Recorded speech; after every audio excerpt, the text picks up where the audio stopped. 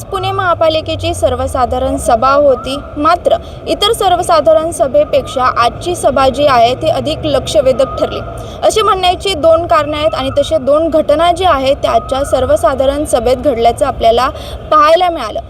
पहिली म्हणजे संसदेत नारी शक्ती जे विधेयक होतं ते नामंजूर झाल्यामुळे भाजप जे ते आक्रमक झालेलं आहे आणि याचेच पडसाद जे आहे ते आजच्या जनरल बॉडी मीटिंग म्हणजे सर्वसाधारण सभेमध्ये पाहायला मिळालं। भाजप नगरसेविकांनी काँग्रेसच्या विरोधात जेव्हा सर्वसाधारण सभा सुरू झाली त्यावेळेस घोषणाबाजी करायला सुरुवात केली। एवढंच नाही तर काँग्रेस गटनेत्यांच्या बाकासमोर जात त्यांनी गोंधळ देखील घातला। भाजपच्या नगरसेविका निवेदिता एकबोटे असतील, स्वर्धा बापट असतील, वर्षा तापकीर असतील यांच्या नेतृत्वाखाली हे आंदोलन झालं।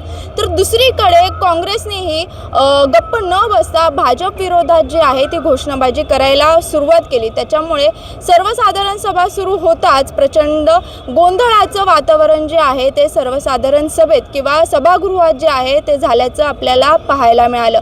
त्याच्यामुळे भाजप आणि काँग्रेस हे आमने सामने आल्याने एकच गोंधळ उडाला आणि त्याच्यामुळे तणावाचं वातावरण काही काळ निर्माण झालं होतं आणि याच गोंधळामुळे अर्धा तास जो आहे तो सर्वसाधारण सभा सुरू व्हायला उशीर झाला।